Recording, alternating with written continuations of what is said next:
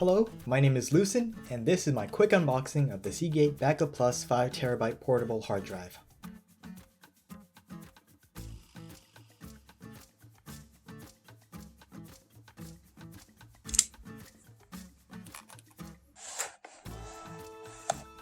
Inside there is the 5TB portable hard drive, a USB connector, a quick start manual, and some other not important papers.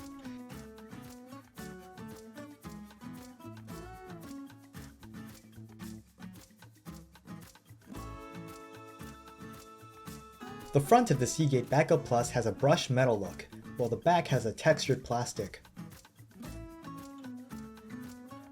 After connecting the Seagate Backup Plus to my computer, I can see it with my other hard drives, and it does have 5 TB of storage.